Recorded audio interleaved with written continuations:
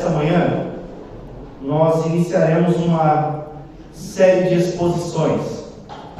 Uma série de exposições no livro de Juízes. O nome da série é O Amor Invencível de Deus, o Evangelho em Juízes. Essa será a primeira mensagem. A gente fará algumas exposições aqui. É um livro que tem 21 capítulos, mas nós não iremos expor, cada domingo um capítulo. Nós pegaremos basicamente por Juízes, então será um pouco mais curto. Eu lhe convido a gente trilharmos juntos essa jornada. Você vem comigo? Amém? Então, antes de nós iniciarmos, eu gostaria de orar mais uma vez com vocês. Obrigado, Senhor, por essa manhã.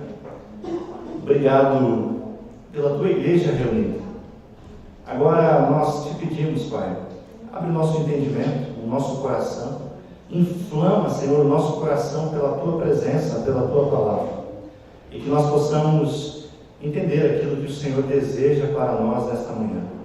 É a minha oração em nome de Jesus. Amém.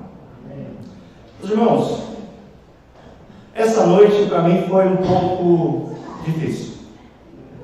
Comentei com alguns irmãos que, devido à ansiedade, por assim dizer, eu acordei de madrugada e não conseguia mais dormir, pensando no livro de Juízes. E assim como esse texto ele tem falado ao meu coração, o meu desejo é que ele fale ao seu coração também. É que nós recebamos instruções do Senhor no aquilo que eu chamo de Evangelho de Juízes. Como assim, Evangelho? É o que eu lhe convido a ver ao longo dessas ministrações. Faço uma pergunta a vocês. Você já leu o livro de Juízes? O que vocês acharam? Normalmente o livro de Juízes não é aquele livro que nos enche os olhos, não é mesmo? A gente começa por ele e logo tem aquela ideia de vamos passar logo, assim como crônicas, genealogia. Mas o livro de Juízes parece mais uma geografia bíblica. Entretanto, quando nós passamos a nos aprofundar um pouco mais no livro, nós observamos as histórias e, se formos mais a fundo, logo nós nos veremos num cenário de filme. Ao ponto de um comentarista, Robert Jr., dizer que se Hollywood desejasse adaptar o livro de Juízes, é muito provável que o filme seria com classificação acima dos 18, devido às guerras, às batalhas, violências e à depravação humana. Talvez alguém de vocês esteja pensando, então, qual é o objetivo? Por que nós devemos estudar esse livro? A resposta é simples. Apesar de nós termos um intervalo de praticamente 3.000 anos, há muitos paralelos entre o livro de Juízes com os nossos dias. Mas o livro de Juízes, assim como os demais, não tratam apenas disso, mas trata principalmente de Deus e do seu amor, que é infalível e irresistível com o seu povo. Vocês verão que o povo de Deus falha, os líderes falham, porém Deus jamais falha no cuidado do seu povo. Deus jamais desiste de amar o seu povo. Nós veremos o grau da corrupção humana. E veremos também o quanto uma sociedade pode cair quando ela se distancia de Deus e da sua palavra. Mas interessante é que mesmo em meio ao caos relatado em Juízes, nós podemos encontrar um Deus que é paciente e misericordioso. Esse Deus, paciente e misericordioso, ele preserva e cuida do seu povo. Juízes, meus irmãos, não é uma leitura fácil. Mas para nós, povo de Deus, vivendo na época que vivemos, é uma leitura essencial. Se você observar, nós temos um ciclo no livro de Juízes. Nós temos queda, salvação, período de paz, quando vê o povo se afasta de Deus. Então, no livro de Juízes, nós vemos uma espiritualidade que é altos e baixos. Somos assim também. Por vezes, estamos tão bem, mas por vezes, estamos lá embaixo. O livro de Juízes não narra quem foi que escreveu o livro, mas de acordo com a tradição tanto judaica como cristã, se entende que o autor do livro é Samuel. É claro que não há uma unanimidade nisso, mas é uma grande possibilidade. Essa primeira mensagem, de fato, será um pouquinho mais técnica, um pouquinho mais de informações, mas vocês verão que será uma caminhada maravilhosa. O livro de Juízes se dá no contexto de a gente vê essa narrativa, onde nós temos nele algumas marcações de épocas. Se você abrir, você verá que no primeiro capítulo e primeiro versículo, nós temos a informação em que período isso se dá, que período isso ocorre.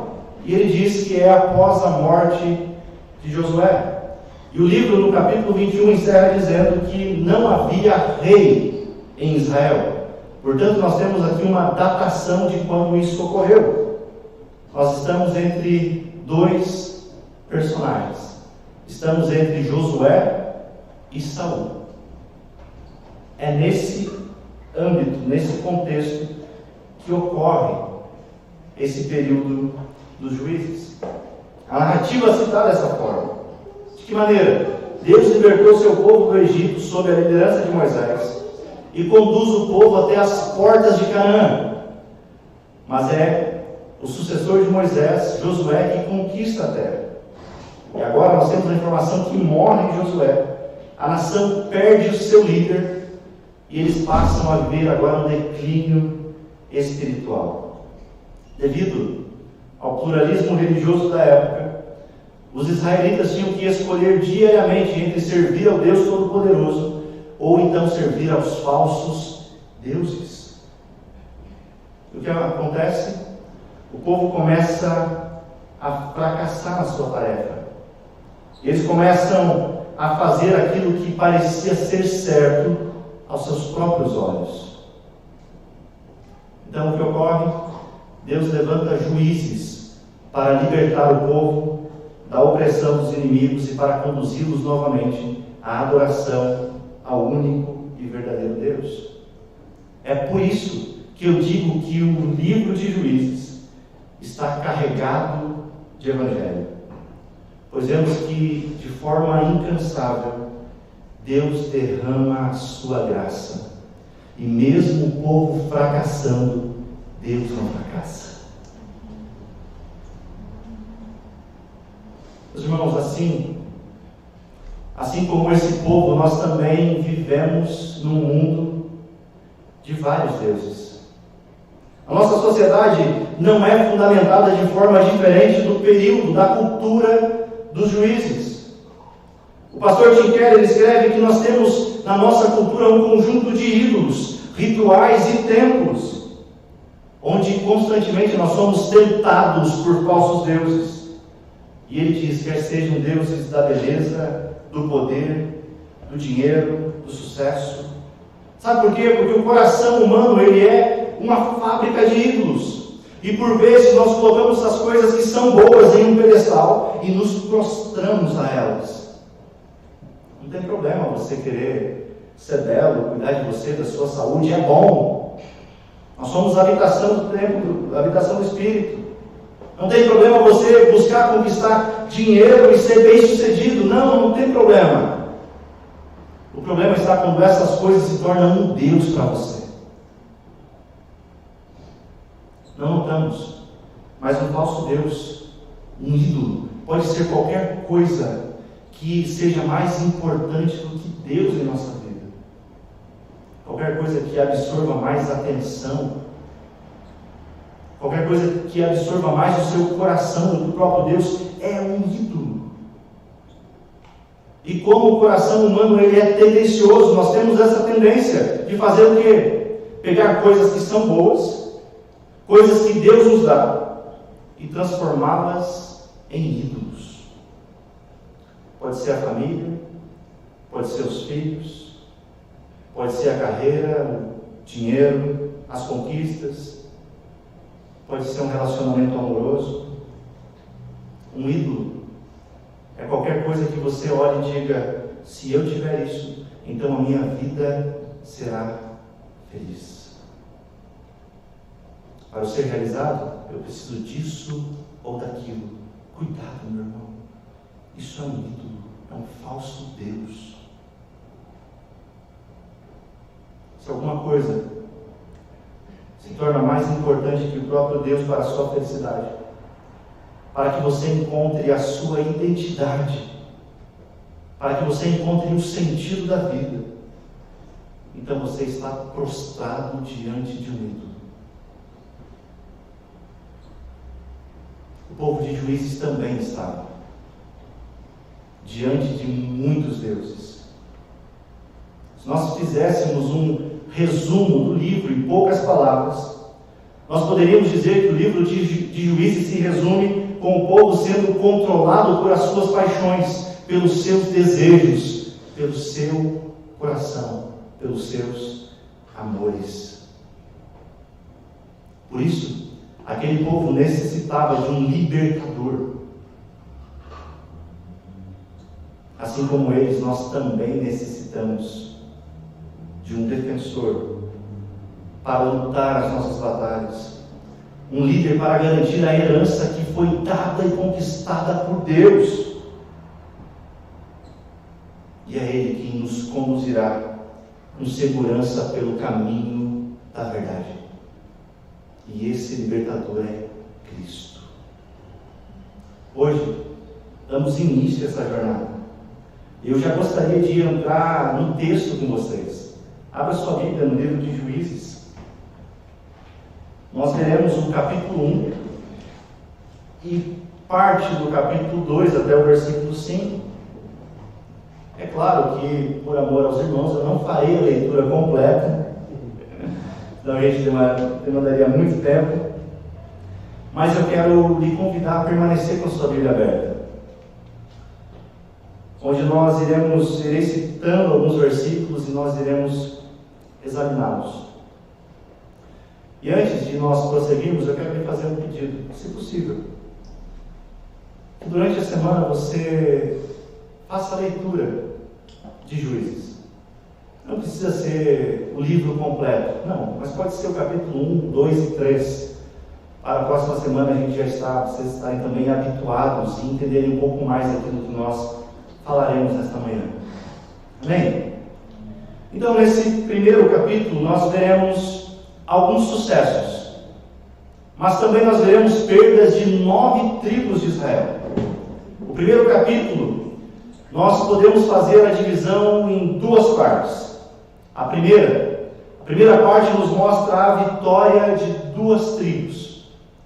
Já a segunda parte nos cobre o fracasso de algumas delas. Primeiro versículo diz o seguinte: depois da morte de Josué, os israelitas perguntaram ao Senhor: quem de nós será o primeiro a atacar os cananeus? É interessante nós observarmos que o livro de Juízes inicia narrando a morte de Josué. É óbvio que nós temos aqui uma citação relacionada ao contexto histórico em que se ocorre. Porém, talvez tenha passado despercebido, mas nós temos aqui uma informação que é riquíssima. Grande parte dos comentaristas fazem questão de lembrá-la e enfatizá-la de alguns acontecimentos que fazem parte de uma pequena narrativa dentro da grande história de Deus. Se você observar como que finaliza o livro de Gênesis, com a morte de José. Êxodo inicia dessa forma. Como termina Deuteronômio? Com a morte de Moisés. Josué assume. E agora Juízes, como que começa? Com a morte de Josué. Sabe o que é isso? Sabe o que nós devemos notar? É que homens nascem e morrem, vêm e vão, mas Deus permanece conduzindo a história, porque Ele é soberano, Ele é o Senhor da história. Todos nós passamos, mas Deus permanece para sempre. Amém? Então, a começar, após a morte de Josué, os israelitas perguntam ao Senhor: quem de nós será o primeiro a atacar os cananeus? E o Senhor responde dizendo a eles: olha, Judá deve ser o primeiro, porque eu entreguei a terra em suas mãos. Por que eles perguntam isso? O que está acontecendo? No livro anterior, a gente vai fazer rapidamente uma retrospectiva. No livro anterior, Josué entra com o povo na terra prometida, Canaã. Mas eles conquistam a terra de forma parcial, não totalmente. Você tem essa informação no capítulo 14 de Josué. Então há uma condição para eles conquistarem totalmente a terra. E qual a condição é? Josué havia advertido o povo para que não adorassem a falsos deuses daquela terra, ou então que não formassem aliança com os povos pagãos que ali permaneciam. A quebra dessa aliança impediria uma conquista total de Canaã. Já velho, Josué os adverte novamente naquele seu famoso sermão: olha, abandonem os ídolos, escolham hoje a quem servirão, mas eu e minha casa serviremos ao Senhor. Agora que Josué morre, o povo não tem mais uma liderança, e portanto eles se deparam com o desafio de completar essa conquista. Mas a ordem de Deus era expulsar os cananeus e tomar posse da terra que Deus havia dado a eles. Por quê? Por que a ordem é essa? Primeiro, por duas razões. Primeiro, Deus estava julgando os cananeus por meio dos israelitas. E segundo, eles deviam ser expulsos da terra, porque os cananeus haviam sido contaminados totalmente pela idolatria, a adoração a falsos deuses, e eles eram homens perversos. O plano de Deus é que Israel, então, deve ter uma terra onde ela deve construir uma nação modelo para o mundo, uma nação modelo de adoração, e chamar as outras nações à adoração. Observe que mesmo sem a liderança de Josué, eles começam a jornada bem. A primeira coisa que eles fazem é pedir um direcionamento do Senhor. Senhor, quem deve ir primeiro? Isso revela a dependência ao Senhor. Quem deve ir atacar os cananeus primeiro? Removê-los da terra? Quem deve ser? E Deus responde: Judá será o primeiro, porque eu entreguei a terra em suas mãos. Interessante. Eles oram, Deus responde, e agora eles vão ao campo de batalhas. Porém, no versículo 3, se você está com a sua Bíblia aberta, nós temos o convite de Judá para a tribo de Simeão. Simeão, vamos juntos para a batalha. Aqui nesse verso, alguns comentaristas se dividem as opiniões. Alguns dizem que Judá, por ser a maior tribo, ela deveria ir sozinha, como exemplo, como modelo, e que ao convidar a outra tribo, demonstrou uma falta de fé, medo. O outro lado, os outros comentaristas, que é normalmente a a interpretação que eu acredito ser mais condizente. Diz o seguinte: não. O padrão de Juízes não é esse. O padrão de Juízes é o seguinte: sempre quando os israelitas se dividem e lutam sozinhos, eles fracassam, eles perdem a batalha. Mas toda vez que eles lutam e se unem, eles vencem. Porque é o próprio Deus, a sua presença, que é manifestada no meio do seu povo. Eles vão na certeza de que Deus é quem estará presente. Amém? Por isso, meu irmão, não tem como nós vencermos longe do povo de Deus. Não tem como ser cristão no sofá, em casa. Nós precisamos desse ajuntamento.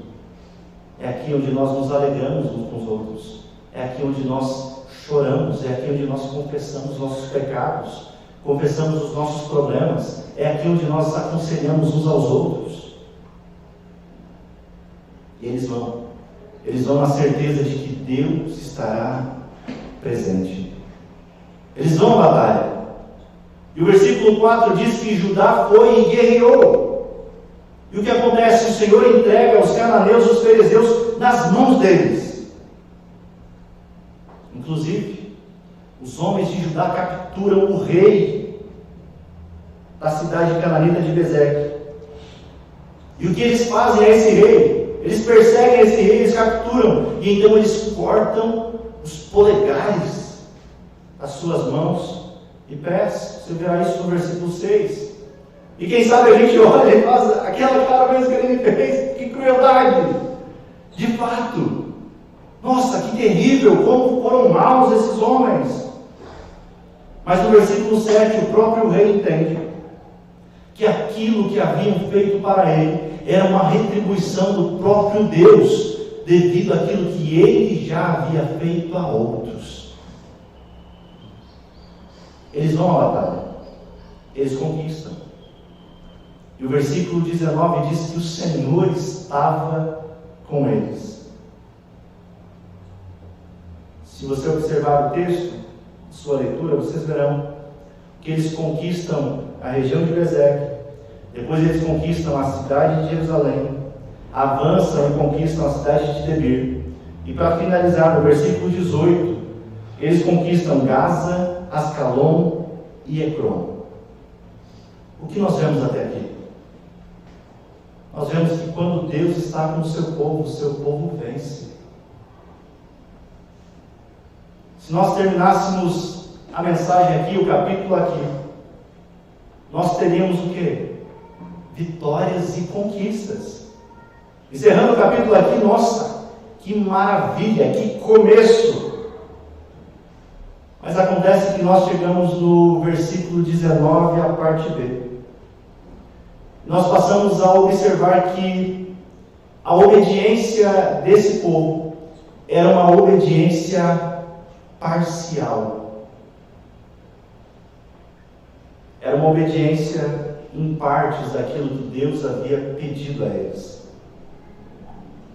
O pastor Jim Keller chama de discipulado parcial, que é quando nós amamos o Senhor, mas não amamos tanto assim.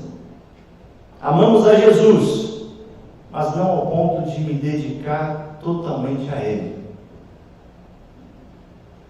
É obediência parcial. É o que a gente vê na segunda parte do capítulo. Versículo 19. O Senhor estava com eles. O Senhor havia dado a terra a eles. Mas acontece que eles não conseguiram expulsar os habitantes dos vales. Pode conferir. Versículo 19. Não conseguiram expulsar. Por quê? O texto diz que eles possuíam carros de guerra feitos de ferro. Por que eles não conseguem?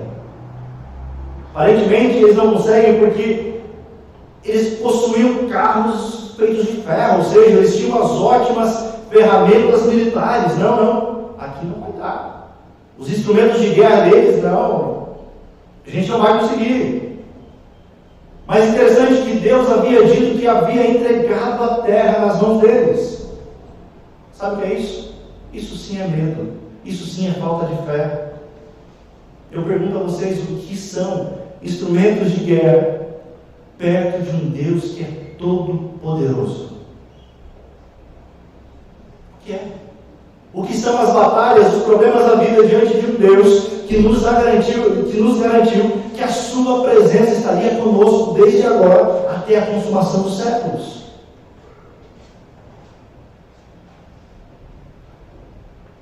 Os homens de Judá não expulsaram os cananeus por medo, por falta de confiança em Deus. Eles estavam vencendo, eles estavam conquistando as terras. Porém, quando eles se deparam com esses carros de guerra, eles têm medo, e por isso não conclui aquilo que Deus havia dado a eles. Judá não confia totalmente na palavra de Deus. Como consequência disso, não poderá tomar posse completamente da terra que Deus havia dado a eles. Pastor Tim Keller outra vez diz que não é a nossa fraqueza que nos impede de usufruir as bênçãos de Deus ou de adorá-lo de todo o coração, mas o que impede é a falta de fé no poder dele. Sejamos sinceros, muitas vezes nos falta fé no poder de Deus. Até mesmo na evangelização, a gente olha para a pessoa e diz: não, eu não vou evangelizar o fulano, ele jamais vai ser crente, não tem como. Ele é duro, não tem possibilidade. Mas o apóstolo Paulo, escrevendo aos Romanos, diz que o Evangelho é o poder de Deus para a salvação. Se o apóstolo Paulo foi salvo, se você foi salvo, então nada pode parar o poder de Deus. Outros também podem. A partir do versículo 19, nós encontramos então os fracassos. E como isso é triste. Os fracassos daqueles que desejam obedecer ao Senhor de forma parcial, pela metade. Dos versículos 19 até o versículo 36, que é o final do capítulo, nós encontramos algo muito interessante. Nós temos 8 repetições de que as tribos não conseguiram expulsar os cananeus das terras. Algumas tribos não conseguiram expulsar porque tinham medo. E outras não conseguiram porque não quiseram. Fazendo uma leitura mais detalhada, você verá que algumas tribos de Israel, em vez de expulsar, decidem fazer o quê? Os cananeus de escravos. Mas qual era a ordem? Qual era a ordem que Deus havia dado a eles? Expulsar a terra. Deus não disse que era para ser daquela maneira que eles estavam fazendo. E logo as vitórias se transformarão em verdadeiros fracassos, pois eles não obedeceram ao Senhor.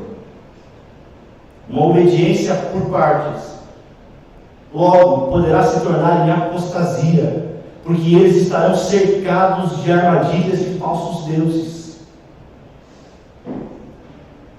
Eles não eram brasileiros, mas eles tentaram dar o jeitinho deles. A ordem era para expulsar a terra. Mas que problema tem a gente fazer eles de escravos?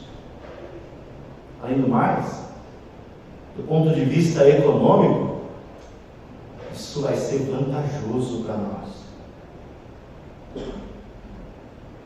Fica evidente que as tribos não expulsaram os cananeus não porque não conseguiram, mas porque não quiseram ser fiéis a Deus. E eles foram então cativados por amores, falsos deuses. Olhando para eles, olhando para a narrativa, pode ser que a gente fique imaginando: nossa, como eles conseguiram fazer isso? Como eles foram capazes de fazer isso? Mas sejamos sinceros, nós também fazemos isso. Volta e meia, nos dobramos a qualquer coisa que nos promete felicidade. Parecemos ou não parecemos com o pessoal do livro de Juízes? Interessante que nesse primeiro capítulo nós temos apenas uma apresentação dos fatos, um relato histórico. Parece que nós temos uma lista de comunicados sobre a operação militar dos israelitas. Estamos tomados de informações. Então nós já temos esse panorama. Porém, no capítulo 2, até o verso 5, nós temos o ponto de vista de Deus. O que Deus diz dessa obediência parcial, dessa obediência pela metade? Veja comigo, capítulo 2, versículo 1. Assim está escrito: o anjo do Senhor subiu de Gilgal ao Boquim e disse: tirei vocês do Egito e os trouxe para a terra que prometi, com juramento dar a seus antepassados. Eu disse: jamais quebrarei a minha aliança com vocês. Nós temos aqui a informação que um anjo subiu de Gilgal a Boquim. Como assim? Gilgal é onde mora esse anjo? Não, nada disso, eu explico a vocês. O autor do livro está fazendo uma referência, pois em Gilgal, de acordo com Josué 5:9, em Gilgal, Deus diz a Josué: hoje removi de vocês a humilhação sofrida no Egito, e ali é feita uma aliança. Portanto, é em Gilgal que Deus perdoou o pecado dos israelitas. Então, quando vem o anjo de Gilgal, os israelitas são lembrados de que eles foram perdoados e salvos pela graça. Por isso o Evangelho de Juízes. Do Antigo ao Novo nós encontramos graça, o amor de Deus sendo revelado. Então, outra vez, eles são lembrados de que eles foram tirados do Egito. São lembrados que foram perdoados. Foram trazidos à terra que Deus os havia prometido para os seus antepassados. Eles são lembrados da aliança com Deus. São lembrados do amor que é infalível de Deus. Acontece que eles haviam esquecido da aliança. Eles esqueceram do Senhor e dos seus feitos e não cumpriram a parte deles. Qual era a parte deles nessa aliança? O versículo diz: versículo 2: se vocês não farão acordo com o povo desta terra, mas demolirão os seus altares. O que o povo fez? Exatamente o contrário. Esqueceu Deus, esqueceu da aliança e se prostrou a outros deuses. Então, no final do versículo 2, Deus faz uma pergunta a eles: por quê vocês não me obedeceram? Por isso, como resultado, versículo 3 diz: saibam, dessa forma, já que vocês não me obedeceram, eu não expulsarei da presença de vocês. Eles serão seus adversários, e os deuses deles serão uma armadilha para vocês. Novamente, Keller escreve que a desobediência dos israelitas mostra que, embora eles não tivessem rejeitado completamente o Senhor como seu Deus, também não o aceitaram integralmente. Em última instância, Keller diz: ou entregamos a nossa vida inteira a Deus em obediência, amor e gratidão, ou não entregamos nada. Como veremos ao longo do livro, obediência parcial gera desobediência total. Meus irmãos, a lição principal que nós temos é que Deus exige absolutamente tudo de nós. Exige ser o Senhor sobre todas as áreas da nossa vida. Mas acontece que constantemente nós nos assemelhamos aos israelitas. Ainda nós sofremos a influência do pecado e por vezes nós obedecemos em partes. Mas saibam que, apesar deles obedecerem de forma parcial, nós veremos a consequência disso, nós veremos a colheita disso. Mas mesmo assim, ao ouvirem a voz do Senhor, eles se prostram em choro e adoração. É o que nós temos no versículo 4 e 5 do capítulo 2. Apesar da desobediência, apesar da incredulidade e da nossa infidelidade, Ele permanece sendo o nosso refúgio e fortaleza, pois Ele não muda. Ele não é inconstante. Meus irmãos, mesmo quando nós somos infiéis, Ele permanece fiel, porque não pode negar a si mesmo. Esses primeiros versos do livro, nós vemos o que pode acontecer quando nós decidimos obedecer de forma parcial aquilo que Deus deseja. E as consequências, elas podem ser grandes demais. Por desobediência, por cumprir somente uma parte, essas tribos terão que conviver com falsos deuses e serão tentados a adorá-los. Para encerrar, lembramos que os israelitas fracassaram. No capítulo 1 eles dizem, olha, que não conseguem vencer os cananeus, porque eles tinham inúmeros fatores, né? Carros feitos de ferro, artimanhas.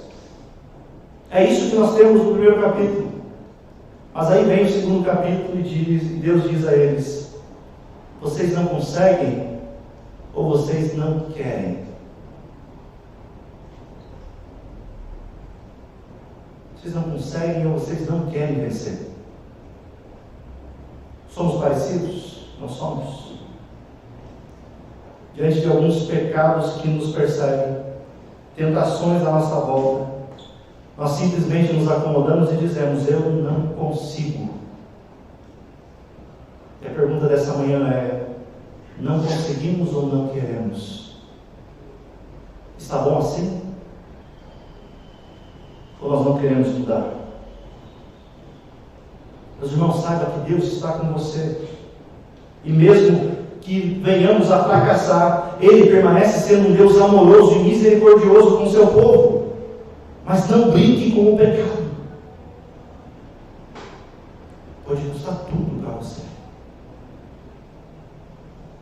Nós estamos, assim como os juízes, nós estamos numa sociedade diante de muitos deuses. Mas eu quero lembrá-los que os ídolos, os falsos deuses, eles não cumprem o que prometem. O anjo lembrou eles dizendo, olha, eu vos tirei da terra do Egito. E assim como eles foram lembrados, nós também precisamos lembrar. E o livro de Juízes está aqui para nos apontar a necessidade que nós temos de um verdadeiro libertador. De alguém que luta e peleia conosco. E esse alguém é o próprio Cristo. Nós veremos que Deus vai levantar juízes, mas esses juízes fracassarão. Somente Deus não fracassa. E é por isso que a obediência de forma parcial poderá nos conduzir ao fracasso. Essa foi a primeira geração após Josué. Na próxima semana nós veremos como os seus filhos ficaram cercados pelas armadilhas dos falsos deuses, simplesmente porque essa outra geração havia se comprometido com eles e não obedeceu de forma total em amor e obediência a Deus. Bora para a próxima semana? Tem muita coisa que Deus quer falar com a gente. Primeira exposição, ela é um pouquinho mais histórica mesmo, mas na próxima semana nós já vamos ver Deus levantando um juiz otoniano. Oramos. Senhor, obrigado. Obrigado pela tua palavra. Eu sei que ela nos confronta. Eu sei que ela bate pesado em nós. Mas ela também nos dá conforto. Porque nós sabemos que o Senhor está conosco. Eu sei que o nosso coração constantemente tenta se prostrar diante de deuses, falsos deuses. Aqueles que prometem, mas não cumprem. Prometem felicidade e bem-estar, mas não podem e nem têm a capacidade de satisfazer o coração humano, a não ser o Senhor, com o seu amor que é infalível, pode satisfazer os nossos anseios e desejos. Por isso, Senhor, assim como disse Agostinho, o nosso coração ele está queimando, ansiando, inquieto pela Tua presença, pela Tua palavra, Pai. Nos ensina a vivermos nesse mundo repleto de falsos deuses, mas em obediência total a Ti. Mesmo que isso nos traga consequências. Consequências terrenas, é claro, pois as eternas estão garantidas pelo Senhor. E nós sabemos que mesmo em meio às dificuldades que poderemos enfrentar, o Senhor está conosco. E o Senhor não fracassa e não deixa de amar o seu povo. Assim nós oramos, Pai. Amém.